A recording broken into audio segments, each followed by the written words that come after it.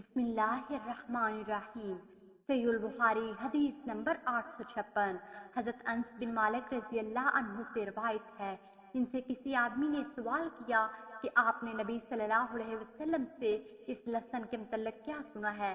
انہوں نے کہا کہ نبی صلی اللہ علیہ وسلم نے فرمایا، جو شخص اس پودے سے کچھ کھائے وہ نہ تو ہمارے پاس آئے اور نہ ہمارے ساتھ نماز ہی پڑھے۔ صحیح البخاری حدیث نمبر 857۔ حضرت شعبی سے روایت ہے، انہوں نے کہا کہ مجھے اس شخص نے خبر دی جو نبی صلی اللہ علیہ وسلم کی معیت میں ایک ایسی قبر سے گزرے جو دوسری قبروں سے الگ تھلگ تھی۔ رسول اللہ صلی اللہ علیہ وسلم نے ان کی امامت کرائی اور انہوں نے صف بندی کی۔ راوی کہتا ہے کہ میں نے ابو امرو سے سوال کیا کہ تجھے کس نے بیان کیا تھا؟ انہوں نے جواب دیا، مجھے حضرت عبداللہ بن عباس رضی اللہ عنہ نے خبر دی تھی۔ صحیح البخاری حدیث نمبر 858۔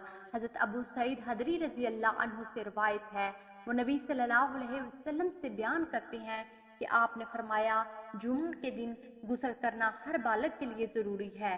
صحیح البخاری حدیث نمبر 859۔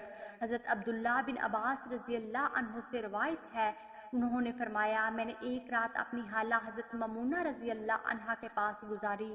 نبی صلی اللہ علیہ وسلم نے بھی ان کے ہاں قیام فرمایا۔ جب رات کا کچھ حصہ گزر گیا تو رسول اللہ صلی اللہ علیہ وسلم اٹھ کھڑے ہوئے، ایک لٹکتے ہوئے پرانے مشکیزے سے ہلکا سا وضو کیا۔ راوی حدیث حضرت عمرو اسے بہت ہلکا اور خفیف سا بیان کرتے تھے۔ پھر آپ کھڑے ہو کر نماز پڑھنے لگے۔ اس دوران میں بھی اٹھا اور آپ کے وضو جیسا وضو کیا، پھر آ کر آپ کی بائیں جانب کھڑا ہو گیا۔ رسول اللہ صلی اللہ علیہ وسلم نے مجھے اپنے پیچھے سے پھیر کر اپنی دائیں جانب کھڑا کر لیا۔ پھر جس قدر اللہ کو منظور تھا آپ نے نماز پڑھی۔ اس کے بعد آپ لیٹ کے اور نیند میں ہراٹے بھرنے لگے۔ اتنے میں مؤذن آیا اور اس نے آپ کو نماز کی اطلاع دی تو آپ صلی اللہ علیہ وسلم اس کے ہمراہ نماز کے لیے کھڑا ہوئے۔ آپ نے نماز پڑھی اور وضو نہیں کیا۔ ہم نے حضرت عمرو سے کہا کہ ہماری شنید کے مطابق نبی صلی اللہ علیہ وسلم کی آنکھ سوتی تھی لیکن دل بیدار رہتا تھا۔ عمرو نے کہا، میں نے اپنے شیخ عبید بن عمیر سے سنا، وہ فرماتے تھے کہ حضرات انبیاء علیہ السلام کے خواب وہی ہوتے ہیں۔ پھر انہوں نے بطور تائید یہ آیت تلاوت فرمائی، بیٹے میں خواب میں تجھے ذبح کر رہا ہوں۔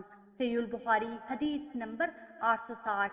حضرت انس بن مالک رضی اللہ عنہ سے روایت ہے کہ ان کی دادی حضرت ملیکہ رضی اللہ عنہا نے ایک دفعہ رسول اللہ صلی اللہ علیہ وسلم کو کھانے کے لیے بلایا جو انہوں نے آپ کے لیے تیار کیا تھا۔